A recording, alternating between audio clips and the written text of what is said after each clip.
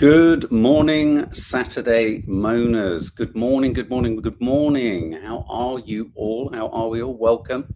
Welcome if you're watching on YouTube. Welcome if you're listening on podcast. Wow, what a week that was. With every week that goes by, and that's the purpose really of a weekend, isn't it? To kind of reflect on the week. With every week that goes by, not only in our private lives, but on the global stage. Wow. So much has happened. So much has rattled the world. Can I just ask before we get going? And obviously we're going to walk our way through what some of the mainstream media is talking about, what some of the mainstream media isn't talking about, what some of social media is talking about, is obsessing about and stuff like that. It's been an incredibly bad week, Richard Kavanagh. Welcome. You're absolutely right.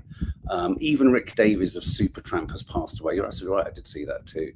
I mean, a staggering week of shock, loss, hypocrisy, conspiracy theories, propaganda, you name it. How has it left you all feeling as you come into the weekend after a week like this week? How does it leave you feeling just when you think things couldn't become more like an episode of not even Black Mirror, but everything is so twisted and bizarre and odd. Stop the world. I want to get off, says Lucy Kitson. Let's hope that the interstellar comet hurtling through the outer reaches of our galaxy, 3I/Atlas. Let's hope maybe it's got a good message, or it's going to change us for the better, or just do something meaningful other than just turn green, which it's done. Anxiety triggered, says Fifi. Sheila Patterson battered, feel battered. Ebony Hoyt, this week has been draining. You're absolutely right. It has been draining. And it's like being repeatedly punched in the face by a news flow of competing kind of opinions and agendas. So you feel you tugged one way, you think you know what you're talking about, and then you tugged another way. I mean, it does actually make this job of trying to filter some of that down and distill it quite challenging. How are you all? What are we becoming? Someone said, sorry, that just went up quite fast. What are we becoming? Did you say? Bellex, bring back kindness. Mentally exhausted, says Karen Edwards. What cyclone, Bridget? Well, it could be metaphorical, it could be literal, it could be both. Tony Loza, this week and the things going on atop what's going on today in London, I'm on absolute edge. Absolutely right. Yeah, it's been a big week. For those of you listening, the names I'm reading out are those in the live chat. Thank you, Alan Elliott. So grateful for your efforts on all subjects. Bless you. We try to kind of just peel back the headlines and just challenge them a little bit, or ask different questions, or wonder what sort of agenda is at work and things like that. So obviously the big story today still is the Charlie Kirk shooter has been arrested. That all happened subsequent to coffee moaning yesterday. A chap called Tyler Robinson has been arrested. Just moving that fan around. You're saying it's blowing into the thing. Tyler, we're going to talk about Tyler. We're going to be talking about Tyler Robinson, who is the guy that's been arrested for shooting Charlie Kirk. Again, still many sort of theories and ideas and suspicions, and where did the bullet come from? So there's lots of those questions, but then there's also lots of questions about this guy Tyler Robinson, who clearly did shoot a bullet and was up there, or was he? Or did the Sun is reporting, as we're going to discuss later today, that did he have an accomplice and all this kind of stuff? So we're going to be talking about that. We're also going to be playing a clip from his wife, Erica, as she talks, in the aftermath of losing her husband. Keir Starmer, what a hopeless gimp. We say it many times. It's the image, it's the definition that I stand by. Just gimping around, useless. He seems to have gone into lockdown. He seems to be hiding. The Chancellor's hiding. They're all hiding. And of course, as you rightly say, a number of you say, Tommy Robinson, the march, the big far-right march takes place today in central London. So not surprisingly, a lot of the papers lead with widow of Kirk gives statement after husband's shooting. And this is an image of her. And we're going to play a clip. May Charlie be received into the merciful arms of Jesus. This is Erica Kirk. I'm just going to pull up her clip. Bit of an interview with her, and this is what she had. Let's just have a look. Charlie Kirk's wife sounds like she's happily going to be her deceased husband's successor and emboldening his narrative. So that's really great, isn't it? Well, again, the issue with all of these things, and something we are going to talk about, is the demographic makeup of Tyler Robinson, the accused shooter, definitely doesn't tally with necessarily with what the Trump or the Charlie Kirk base would have.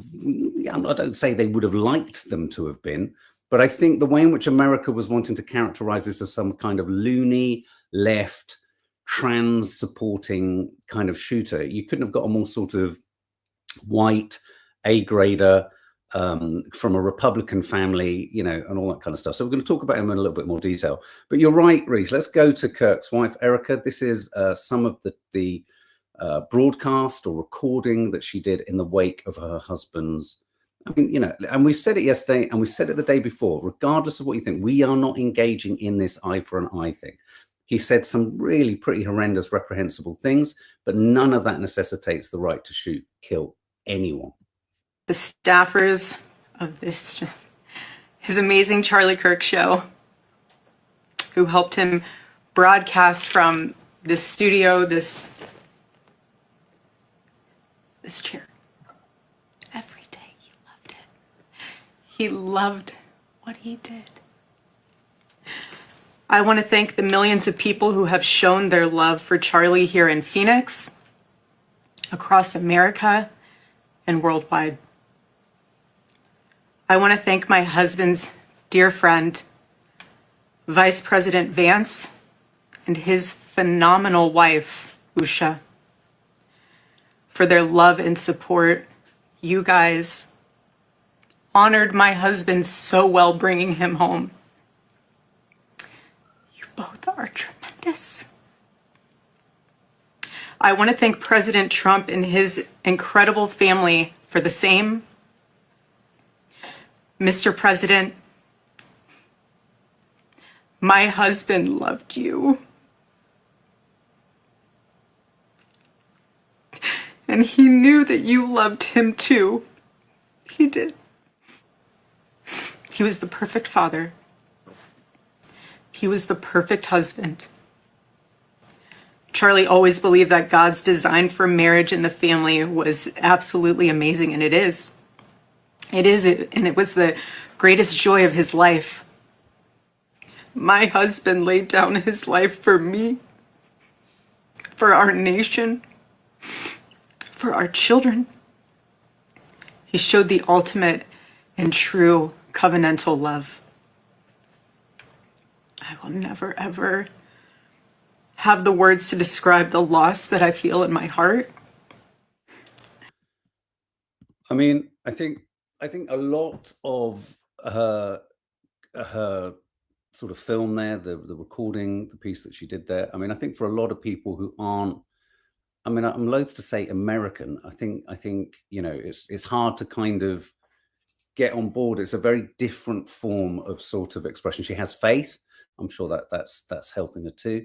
I mean, some people in the chat here are suggesting that, you know, could she not have been put under sort of literal pressure? But I mean, she's sort of inadvertently become not the next in command, but the next sort of figurehead, if you like, of you know, the organization and the movement that he very much kind of was the you know, the poster boy for. I mean, for those of you who don't know, you know, he was a MAGA, he was a sort of far right, make America great, America first, you know, sort of influencer isn't enough, but you know, he was kind of a podcaster, influencer, commentator, supporter, but he very much spoke to the youth vote and the younger right-wing voter, something that was really crucial and vital for Trump to win the election.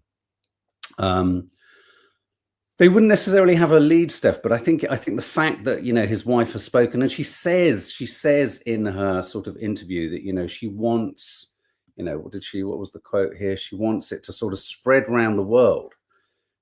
She wants, you know, I haven't got the exact quote, but she wants, you know, she wants his message. She wants the mission to be stronger, bolder, louder, greater than ever. She wants the tour to continue. So presumably, you know, there'll be lots of other people within the organization, you know, Turning Point USA. Persephone, personified men won't follow her, trust me. I don't think she's necessarily been played. When I say figurehead, I mean in the immediate aftermath of Charlie Kirk being shot. I agree. I think it seems to me that the nature of this sort of far right Turning Point kind of organization is that it's all about men being the message bearers. So yes, so the widow of Charlie Kirk has spoken out. She has, you know, obviously vowed to keep the message going on. The father of the alleged shooter hands in his son. The manhunt came to an end yesterday after 33 hours with the arrest of 22-year-old Tyler Robinson, as Donald Trump calls for the death penalty. Now, the death penalty in Utah is what do they call it? A firing squad. Basically, you get shot. So that's what they're calling for. That's the kind of punishment that could be meted out here. I've got some images here. We've got images of Tyler Robinson. These images are from here, former student at Utah State University. Here he is posing with a gun. A very, you know, very proud, gun-owning, you could say gun-toting Republican family. Thank you very much, Piano Man. Very kind of you. Here's an image. Mr. Robinson has become more political in recent months, his family said. And here again is the map of the situation. Down the bottom there, you can see where Charlie Kirk was shot. You can see where Kirk's body was then taken to a nearby vehicle. So suspect's position at time of shooting on that building. I mean, it's an incredibly sharp shot. I'd be lying, and we're going to get to this in a minute. I'd be lying if I didn't say I have a lot of questions about not only, as we discussed yesterday, some of those around Charlie Kirk on the podium, but also even the angle. And I think TikTok has now taken down the full footage of the impact and the very graphic, you know, I'm not suggesting you go and find it. You know, you see the puncture wound, you see the blood flow, you see him slump. A lot of kind of, you know, what I would call armchair forensic experts are kind of looking at that. And even though it's armchair forensics, there are question marks. There are questions, because even when I watched it, I couldn't marry what I saw happen to him, his body and his neck, with necessarily the angle that they were suggesting the bullet came from. Here's the mugshots of Tyler Robinson. Here he is with his family. That's his father and his mother. That's him on the left, obviously. This is on the day Charlie Kirk speaking.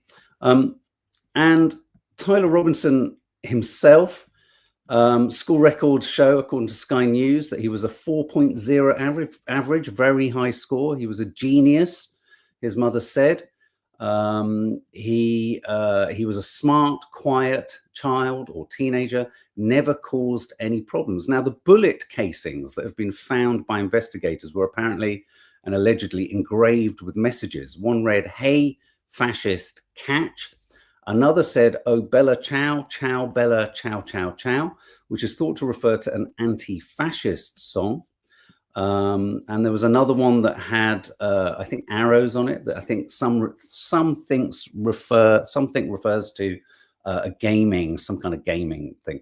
Now, the problem all of this presents to not just MAGA, but to those who are kind of, you know, came out very quickly and said he was a gamer, which, and again, you've got to understand that the ability to shoot on target and stuff like that with gamers is quite something. It's quite an astonishing skill. So, you know, the idea that perhaps he must have been trained, or, you know, I think we as Brits underestimate the extent to which some Americans become such sharp shooters. I mean, you know, it's quite something.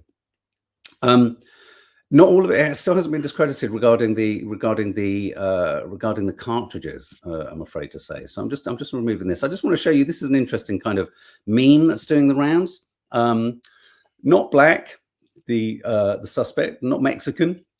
Not Muslim. Not an immigrant. Not a Democrat.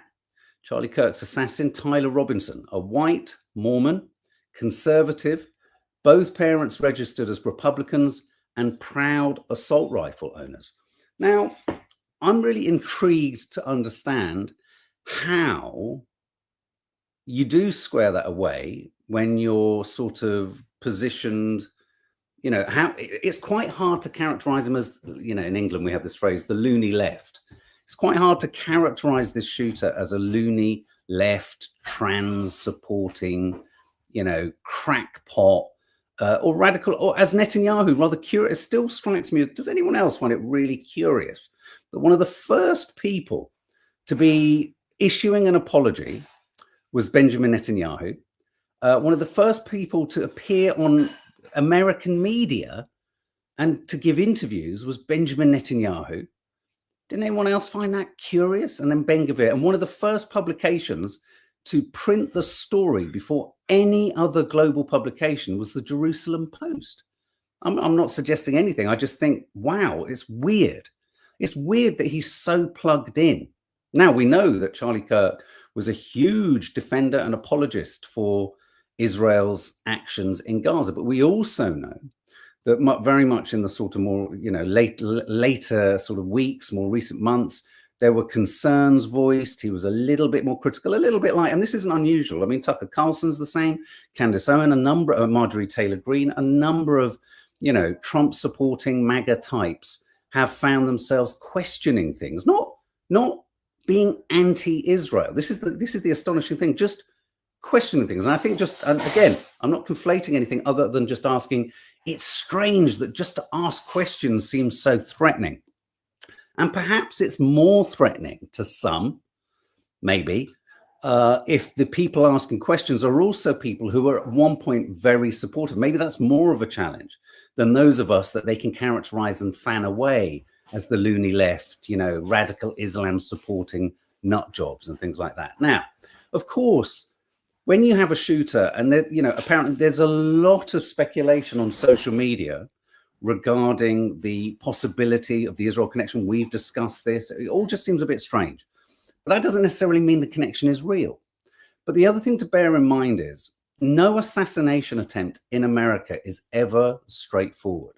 And this is, whether we like it or not, he might not have been a politician. This is a politically orientated assassination. And I just want to float this thought out to you. We all understand what the term grooming means. And I do want to show you just briefly, let me just find the headline that The Sun is running with. And this is The Sun. This is The Sun, which is a very right-wing paper. The Sun is running with this story today. Assassination probe fears Charlie Kirk murder suspect Tyler Robinson had an accomplice as cops probe footage of man on phone after shooting. And I think it's important to stress that that is a mainstream media suggestion. It's in one of our very right-wing papers. And in that, I think one has to think about this. So I think what can happen around things like this is you get the guy who did the shooting. Oh, what were their politics? What was it about? Oh, and we seek to find a very narrow gauge kind of, oh, that was the cause. Okay, so he'd become a little bit lefty. He'd become a little bit more politicized. But if other people are involved, how grooming works and how intelligence services work, no one's going to go up to a guy and go, you need to shoot this guy because he's being critical of Israel, because the connection would be too obvious. The way in which these kind of things work is, intelligence agencies and intelligence groups will find, the Sun is irrelevant, but the fact that the Sun's, why would the Sun want to report something that is kind of leaning against a neat solution to this story? That's my point. Intelligence agencies and these types of people will lean heavily onto people who are themselves slightly unhinged and inclined towards doing something extreme. So this Tyler Robinson won't necessarily have done it as an agent, say, for Israel, or an agent, say, for Russia, or an agent, say, for China. Pressure will have been put on him. He will have been encouraged. He will have been fanned. He will have been groomed along other routes of thought. But then he does the job that's wanted by someone else. And that's not to say that, in saying that, I'm not saying that's what happened. But when you look at, even when you start to kind of interrogate, you know, what was his name? Lee Harvey Oswald, the people who, you know, the JFK, you know, you often find that yes, these are hapless, confused, broken down, mentally twisted individuals, and they can be taken advantage of. Yes, they're the killer. And so what we do as a civilization is we demonize the killer. They were in total control of the choices and decisions they made. But we never, it's all about trying to work out how was that mindset encouraged, fanned, nurtured, and then sort of, it made to do something. And again, this isn't, I'm not saying this is what's happened here. We have no way of knowing at this point. But bear in mind that if there was this connection, it would not be an obvious one. It's a little bit like, here's the thing. It's like someone asked Benjamin Netanyahu in an interview the other day, are you committing a genocide? Well, if he said yes, then I'm pretty sure the arrest warrant would be out immediately. The police would be knocking on the door and he'd be carted off.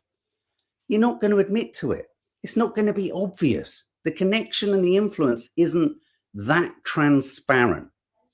And it's a shame and it's difficult because, of course, it encourages conspiracy theories and all the rest of it. You'll be characterized as a crackpot. You know, people connecting this to a possible link with Israel will be characterized as anti-Semitic, blood libel, etc., etc., etc.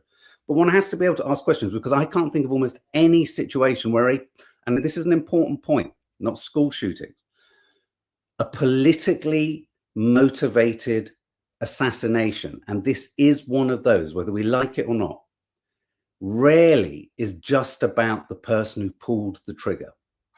It's as simple as that. And if you look at many, many other instances, it's like, for example, I'm just going to use another, it's a shame because we've got so many examples from the conflict with Israel, you see. So October the 7th, for example, it's not that those Palestinians and Hamas operatives and, terrorists did what they did on October the 7th, but to what extent was it, as some are suggesting, was it sort of maybe allowed to develop and go further than it should have done? Or to what extent was it, nurtured? Let's go back to Benjamin Netanyahu again, when he said Hamas is a useful enemy. Do you get me? A useful enemy. When you have a conflict like the one in Israel and against Gaza, Palestine, and, the West Bank, when you have political, complications and conflicts like this, where you can see evidence of manipulation, where one side has actually furnished their enemy with all the equipment and the arsenal and the freedom to commit a crime so that they can then punish them, it's not a massive stretch to go, okay, yeah, clearly this guy, it looks like this guy did it. This guy did it on his own terms. But who was he on the phone to? Who was behind him? Who had kind of nudged him close to making the choice? I'm now going to show you a clip by one of his friends, or it's not a friend actually, but from a classmate or from a college mate. This is interesting. To school with this Tyler Robinson kid. I'll show y'all. That's him right there, Tyler Robinson. I'm not trying to like clout chase, make this shit about me, but I'm not gonna say I knew this kid really well. I didn't know him very well at all, but I definitely saw him for like 3 straight years in high school. And the best way I could describe him is just like a Reddit kid. I don't know, I feel like if you were in high school around that same time, and even probably now, like 2018, and then like, those kinds of kids, but that's exactly what he was. All I'm gonna say is this is the kind of shit that happens when you spend way too much time online, and all of a sudden your beliefs are all the way this way or all the way this way, and you do some dramatic shit to please these people that are not your friends. This internet shit is seriously no joke. Oxidus Magicus, you're way off mark. The faction he was part of do not like Israel in the slightest. Hamas do not like Israel, but Israel propped Hamas up. That's not what I'm saying. I'm not saying that he came from, he possibly had not, he won't have even had a thought about Israel. He won't even have known that. I'm not suggesting this is what's even happened. But no, Oxidus, I'm not being that simplistic, because by the same extension, your argument would be, well, it couldn't have been Hamas who did it, because of course not. So just continuing through the headlines, I will never let your legacy die. Charlie Kirk's widow gives tearful address after shooting. Trump calls for revenge at the voter box after Charlie Kirk's assassination as he blasts radicals on the left. I think, again, we can hardly call Tyler yet a radical, can we? But here's a clip with Donald Trump talking to this point. Message to the right, the people that are going to go, I want revenge, not to have revenge. Charlie Kirk would not want revenge. You want revenge at the voter That's where to go. But unfortunately, we don't have so many ballot boxes because they have mail-in voting, which is totally rigged. Okay. You know, there are a lot of problems. I like ballot boxes where they do mail-in voting all over the place, which is rigged. Anytime, right. Jimmy Carter, they had a commission. He said, anytime you have mail-in voting. So he's suggesting at the voting, but have you noticed how Donald Trump always gets distracted? He'll be talking about something with an emotional sort of tinge to it, and then he becomes totally distracted. So there he got distracted by, mailbox, voting. Look at this one where he's asked just beside Air Force One regarding how he's feeling about his friend Charlie Kirk's death, and look at this sort of weave. My condolences to you, sir. My condolences on the loss of your friend, Kirk. May I ask you personally, how are you holding up over the last day and a half, sir? I think very good. And by the way, right there, you see all the trucks. They've just started construction of the new ballroom for the White House, which is something they've been trying to get, as you know. So he's asked how he feels about Charlie Kirk, and immediately goes off to describe how the ballroom's being built. So as I was just kind of talking about, assassination probe fears Charlie Kirk murder suspect Tyler Robinson had accomplice as cops probe footage of man on phone after shooting. Here's an image of Tyler Robinson dressed up in a Trump outfit for Halloween. He's obviously got that one of those ones where you look like you're on top of him. We are all Charlie. This is the story. This is basically, as we know, the marches that are happening in the UK today. They're basically harnessing the power of Charlie Kirk. Kash Patel takes victory lap for crime FBI did not solve. This guy is delusional. I mean, the suspect was handed in after confessing to his dad, and then his dad telling a friend, and then them contacting the authorities. But listen to Kash Patel. He's such a sort of patsy. Testament to dedication of good law enforcement being great, and partnerships in law enforcement, which I've tried to highlight as my tenure as the director of the FBI. There is no better relationship for law enforcement than the FBI to partner with state and local authorities, and you've seen it here in these last few days. I want to express my deep gratitude to the employees of the FBI, the men and women, the evidence response team tacticians, the special operators, the agents, the support staff. You have done monumental work in historic time when the public, who had a right to demand such an expeditious solving of an investigation, the FBI answered that call diligently, critically important to our nation, and we delivered. And I'm proud to be their leader, and I'm proud. Hang on, they arrested two wrong people, didn't they? He announced that they'd got two people. None of them were right. Then the shooter was on the run for 33 hours or so. Does anyone else think? And I'm not eye shaming, but I mean, most of the time, Kash Patel at the back of press conferences looks entirely cross-eyed, as if he doesn't really know what the hell's going on. I've never seen a man look more out of his depth than Kash Patel, if I'm brutally honest.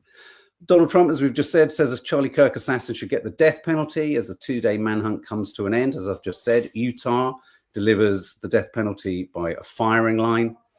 Charlie Kirk killing is being invoked to bolster the UK's largest far-right rally in decades. This is anyone heading into town. I would highly recommend, unless you are a supporter, obviously, or unless you are counter-protesting, please do it carefully. You know, I think Tommy's suggesting millions. It'd be interesting to see how it's reported by the mainstream media. Especially, it's going to be interesting to see how it's reported by really suspect legacy media outlets like the Telegraph. The Telegraph is a deeply disturbing publication. When you know, when there was the issue around the Asylum Hotel, do you remember there was the kind of appeal? Then it was the Epping Forest Hotel. That, you know, there was a kind of court injunction to stop it being used for asylum seekers, and then it was overturned. And the Telegraph, a so-called seat of civilization and responsible journalism, then published images and background information on the judge, which I saw as a direct threat to the judiciary in this country. So I'm fascinated to see how publications like the Mail, and the Mail today, Sarah Vine is running a piece in the Mail today, sort of saying how Charlie Hicks held a much needed, painful and burning torch to the feet of the far left.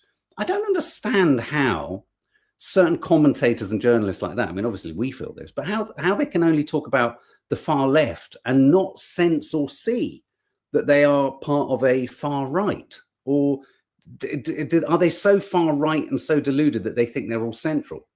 Exclusive, Tommy Robinson's far-right London rally, The Mirror, will be a festival of hate and lies. Now, how do you think it's going to, what do you think, guys? How do you think it's going to spin out,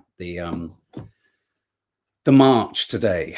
Do you think it's going to go? Oh, but before that, before we move on fully into what your thoughts on the Tommy Robinson are, and we are going to be talking about Gaza. Our eyes are still on Gaza. We must not be distracted. I do want to show you this. This is a series of tweets. I forgot this. This just came up before we went live, from Candace Owens. And she said these, she posted these tweets. All lies will be revealed. It is 100% true that Charlie opposed war with Iran and was fighting with his donors over Israel, as Tucker Carlson just shared on Megyn Kelly's show. This is why I'm discomforted by the intentional lie by omission that Netanyahu told on Fox News about the letter Charlie wrote to him. Netanyahu lied about the contents of the letter Charlie wrote to him in May. It was a lie by severe omission, and it isn't sitting right with me. He held the letter in his hand and propagandized it. So Candace Owens is not at all afraid of saying that the Israeli regime, Netanyahu, have sought to interfere in some way with the backstory and origin story and narrative surrounding Charlie Kirk in the days and weeks and months running up to his death. So I just wanted to share that, because I think Candace, I mean, we've said before, I think Candace Owens and Tucker Carlson need to tread carefully. Tara B, read the riot. I keep calling them riots, and then that's bad. You see, I've presumed this is bad. This is wrong. We cannot define them as a hate march until it becomes a hate march, because that's what's happened to every single conceivable march for Palestine prior to them even turning up. But what do you think could happen based on prior sort of experiences? Tara B, I think it will get violent. I would like to have gone to the counter protest, but don't like people shouting at each other. Candace is firmly anti-Israel now. Fun times forever. Absolutely. But Candace Owens, Lucy Kitson is probably the bottom of the pit. I know it comes to something when you're sort of reading stuff by her and Tucker and you're thinking, kind of agree with some of this. There has been an increase in anti-Semitic attacks in Golders Green. Also, I hate what the world has become. May Edmondson, you're absolutely right. You know, the weird thing about all of this is, I would argue there has been an increase in anti-Semitism. One cannot conflate anti-Semitism with anti-Israel. They're two completely, absolutely mutually exclusive things. But what's strange, what I still can't wrap my head around about today, at what point, Charlie Hicks, did I call him Charlie? Oh, no, Charlie Kirk. Sorry, I keep calling him Charlie Hicks.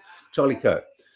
What I can't fathom about today is how the far right, these people who would have once upon a time in the 70s and 80s been smashing up Jewish businesses and screaming for Jews to be thrown out of the country, how they've united with the Zionistic kind of far, well, I know why, because Zionism is actually an imperialist far right concept. It's a political ideology of oppression. Are you all right, Nad? Sorry. Tommy Mossad Robinson is a controlled op. Absolutely. So how did that happen? So when you see a sort of ardent extremist rabbi, as I did, I think on GB News, saying, we will even come for you in England if you oppose us, how does that float with Tommy Robinson? Do you know what I mean? It just seems such an odd conflation of two otherwise contrary political ideologies. If it gets rowdy, says Rhys Roberts, which it inevitably will, the question is on what scale will the police enforce force on the white protesters? I wonder if they'll be as forceful with them as they were with the Palestine Action ones that we were talking about just last Saturday. I think a total of 1,275 arrests have now happened. Engaging the nationalist right is the wrong move. Sometimes the hard left don't realize how optics play out. In terms of what? Do you mean, Michu, in terms of counter protests, in terms of trying to engage with them directly? Yeah, Tel Aviv Tommy is his name, Shakir al-Bad. Zionism and far-right groups share a hatred of Muslims. Isn't it odd? Isn't it odd? We were watching a documentary last night about the whole sort of, it's really weird. We watched a Netflix documentary about the build-up to 9/11. And as you watch it, you think, how much of all of this build-up is just propaganda? It's not, again, once again, it's not to say you can't dispute the literalness of say, you know, Tyler Robinson actually shooting. You can't dispute that. But what got him to the point of shooting? Who was behind the trigger? Zionism itself, Piano Man, is anti-Semitic. Very, very astute observation there, Piano Man. Thank you very much. I just want to trot through a few kind of, not memes, but things that have popped up on Instagram shortly before we went live. I like this to be, you know, mainstream media, but also some of the other kind of sources of news. Asal Rad. This is regarding Gaza. Refuse evacuation. Look at the way Reuters has reported. Israel intensifies Gaza City strikes as many residents refuse evacuation. Refuse evacuation. Or maybe like she suggested there, have nowhere to go. Here's an image of an IDF soldier saying, in memory of Charlie Kirk. And you can see how all these, sort of otherwise you would think, well, that's happening in the Middle East and this is happening over here. They all kind of, there's a it's like a Venn diagram from hell, isn't it? The whole thing. Breaking, Mamdani, the New York mayoral candidate, pledges to order NYPD to arrest Benjamin Netanyahu. I would suggest that Mamdani is in a vulnerable position at the moment. He's very anti-Israel. He says what he feels. Some suggest maybe he's climbing down a little bit. In other news, Eurovision, Spain, Slovenia, and Ireland threatened to boycott Eurovision if Israel is allowed to compete. Couldn't give a flying monkey's jollop about Eurovision personally, but I don't think Israel should be there. And I think it's all right if countries want. Nick Ferrari was losing his fucking shit about Ireland not going to or not attending the fucking Eurovision Song Contest, but he had fuck all to say of any meaning about the number of people who've died in Gaza. It's forever apologizing for Israel, that Burke. Here we have Tyler Robinson's mum, Amber Jones Robinson, quickly erased photos of her on Facebook. So they were a family very comfortable with firearms, as we can see. We've discussed this point as well. Tyler Robinson doesn't tick any of the boxes that you would think he would, or maybe Trump's fan base would think he would. We took the gloves off. Ex-IDF chief confirms Gaza casualties of over 200,000. This is a shocking story in which, as it says, an ex-IDF chief confirms that when the IDF, the most moral army in the world, goes in to kill indiscriminately and engages in such imprecise targeting that the collateral damage is absolutely hideous and genocidal. This is a piece in The Guardian, an interview with this guy who discusses the fact that the IDF has a legal team, has an international legal team working alongside them around every conceivable strike that they're about to make or target that they're going to hit. And this legal team's job is to present to the commanders and the soldiers the ways in which they can get around being accused of breaking international laws. So the retired general, Herzi Halevi is his name, says not once did legal advice constrain Israel's military decisions in the Strip. The retired general told a community meeting in southern Israel earlier this week that more than 10% of Gaza's 2.2 million population have been killed or injured In other words, more than 200,000 people. Other estimates are that that number is much higher, at somewhere like 680,000 Gazans killed or injured. The current official toll is 64,000 and 163,000 injured since the start of the war. This isn't a gentle war, he said. We took the gloves off from the first minute, and then admitted that no one is working gently. Not once has anyone restricted me, not once. There are legal advisors with us who say we will know how to defend this legally in the world, and this is very important for the state of Israel. So yeah, just, you know, just remember, it's just hideous. Far right, far wrong, Furby Hive Mind. I like that. Just quickly, well, not that quickly. Keir Starmer warned time is running out. Okay, give us your verdicts on Keir Starmer. I find him a corrupt, genocidal war criminal. I found his statements in the House of Commons this week to the leader of the Scottish National Party beyond reprehensible. To characterise anyone who's campaigning for the rights of Palestinians, for a stronger response to Israel, and then I'll read out your comments, to characterize that as engaging in student politics, when this man is, and I was on the student union at college, this man, Keir Starmer, is a sort of an amalgamation of all the worst elements of a classic student unioner. Despise him, Carla Hatcham. Perhaps Oxidus Magicus, if the people who vote in Israel were directly affected by not being able to take part in music, sports events, it might make them think about it a bit more. That's always like you think maybe killing so many people might make them think about it. Utterly shameful and beyond disappointing, Keir Starmer. I've run out of adjectives. He's just like white noise. He's not even like white noise. He's just like grey hum, isn't he, Reese? He's just like, no, Donald, gotta change. He's probably, I think perhaps his battery is literally running out, because whenever I see him, he looks like he's sort of close. He's like an iPhone on 5%. He's just fading fast.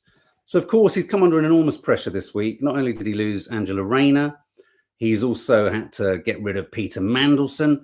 I mean, the fact, I suggested this and mentioned this on Friday.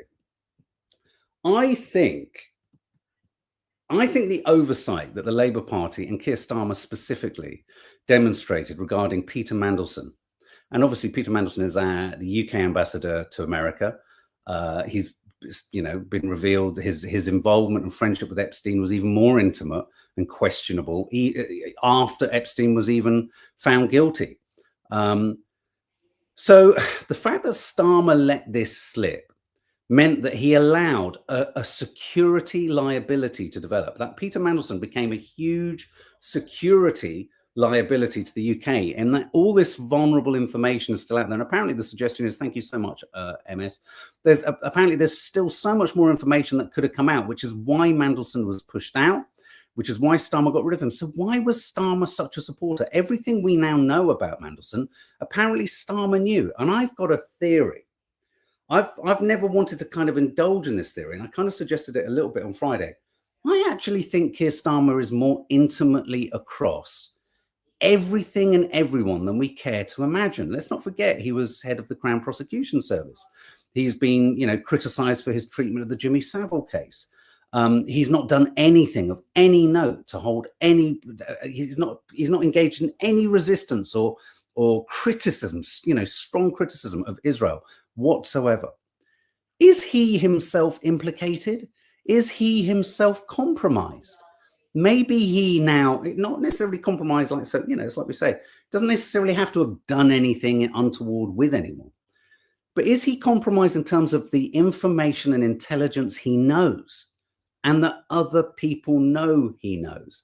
Because he knew all this about Mandelson. And if this is if what he knew was enough for Mandelson to resign or be forced to resign, then he shouldn't have had him in place in the first place. So his judgment is fucked. His judgment is absolutely fucked. He for saying he was a humanitarian lawyer, he was clearly a humanitarian lawyer to hire just to kind of go at whatever the person wanted him to go at. He has no principles. He has no sort of center. He has no moral center. If he did, he would be, you know, hamstrung by nightmarish visions of what is allowed to happen in Gaza. He's complicit. And I actually think, contrary to what I've ever said before, I think he might be the convergence point of all knowledge. And the reason he's looking more and more wide-eyed and like a sort of Paddington bear with sort of no batteries in him is because he's well aware of how awful the web of lies is that he's been part of.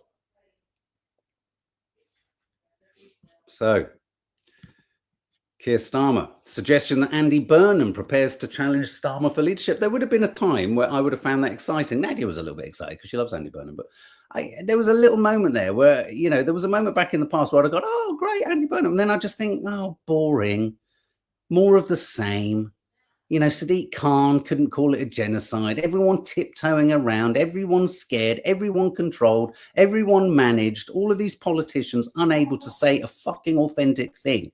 So even though Andy Burnham looks like a better prospect than Keir Starmer, I wouldn't be at all surprised if he gets in and he becomes exactly the same. There's no hope. Did you just say the words Andy Burnham? Yeah, I just said there was a time I would have been excited about that. But with politics and politicians where there are, I've looked at his history on comments on Israel. He said nothing. He has a good heart. I've heard lots of things about him behind the scenes. He's a hope. He's better than Keir. Well, he has to be better than Keir. He has to be better than Keir. So I just want to remind ourselves of what's going on in Gaza in a literal and visceral fashion. This clip haunted me this morning. This is after an attack in Gaza City, and we're going to play it.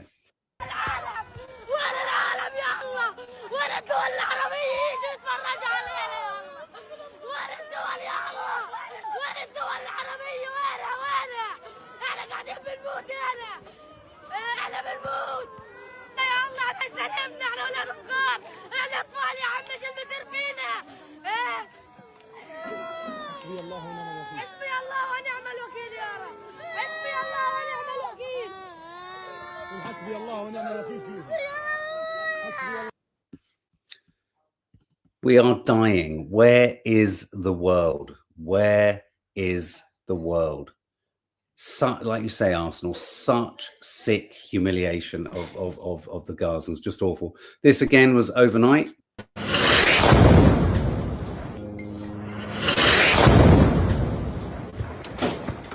هذه الغارة واشتعال النيران في هذا المكان الذي نتواجد فيه في هذه الغارة الإسرائيلية التي استهدفت بناية سكنية في شارع الثورة تحديدا. كما تشاهدون هذا هو المشهد من قلب المكان، صاروخ إسرائيلي عنيف واشتعال النيران كما تشاهدون تماما في هذا المشهد. هذا هو المشهد، اشتعال النيران في البرج. غارة إسرائيلية عنيفة استهدفت هذا المكان والنيران تشتعل الآن في برج. If that had happened in Israel, it would be all over the press.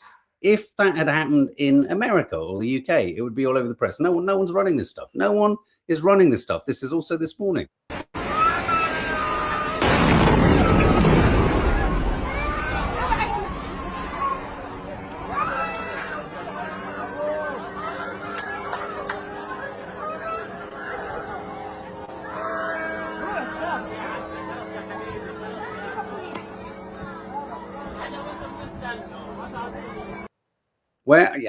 Listen, you know, that like that boy just screamed, and like you're saying, we've said it, we've called it out so many times. Where are the Arab nations? Where are the Turkish? Where are they? But it's a curious line of defense from Israel. We can ask that as internationalists looking at the situation. But when Israeli politicians say, why won't the Arab nations, hang on, stop killing them? You're the ones conducting the murder that then necessitates a solution from other Arab nations. So don't put it at Arab nations' doors. Yes, that's a question to be asked, but the crime being committed, you're doing, Israel, not the Arab nations. And yes, the Arab nations need to step up to the plate, but that's not the first crime here. Don't use this idea that if we commit a genocide, why aren't we're only committing a genocide because the Arab nations won't take everyone in. What's a curious line of defense? isn't it? So just a reminder that things have not stopped. They are intensifying. They are worse. They are worse than ever. And it is all inextricably entwined in this horrendous web of political shenanigans going on in America too. I want to play this clip just before we go by this young influencer. He kind of gives me Greg Stoker vibes. This is very interesting. Again, it speaks to the Charlie Kirk story. Here we go. You're going to see an asynchronous reaction from when a white person dies versus a black person dies in America, or an Israeli dies versus a Palestinian dies in world politics, because every Israeli, every white person represents the state. The entire apparatus of power, the police, the military, are all set up to protect people who look like me, right? So when I die, you're killing the state. You're not killing me. When a black person dies, you're killing an individual. And under white supremacy, under the guidance of men like Netanyahu and Trump, I could grow up to be a lawyer or a doctor. But a black person, a Palestinian, is, you know, just going to grow up to be like a terrorist or a thug or something like that. And that is why there is no mourning.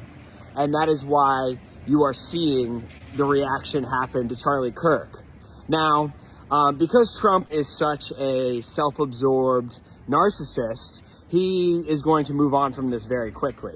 But, you know, that's why you see his face splashed on billboards in Yankee Stadium and in NFL games. Because it's like, isn't this so sad? We've killed the government. We've killed the state. But when you see, you know, the countless people that are dying in Gaza right now, or the all the people that die every day in America from gun violence that are not remembered, it is because that is not what the system was set up to protect. The system was set up to protect Charlie Kirk, and the system failed, so the system mourns. It's white supremacy. Beautifully put. And like you say, Piano Man, yeah, Donald Trump's not only moved on from Charlie Kirk, he's wanting to talk about his fucking ballroom. Beyond shocking. Guys, thank you for watching. Thank you for your comments. Thank you for staying here and listening. Curly Cooks is going to be in 7 minutes. I'm going to end on a clip from Airplane. This is a combination, a culmination of moments. This kind of, I saw this and it spoke to slightly where, as a recovering addict of 21 years, I feel I could be if I wasn't taking evasive action. Picked the wrong week to quit smoking. It's like I picked the wrong week to quit drinking.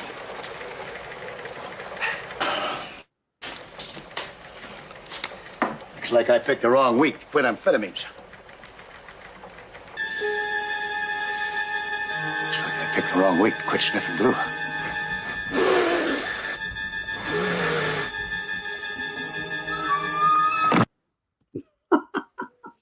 Lloyd, is it Lloyd Bridges? I think it's Lloyd Bridges, isn't it?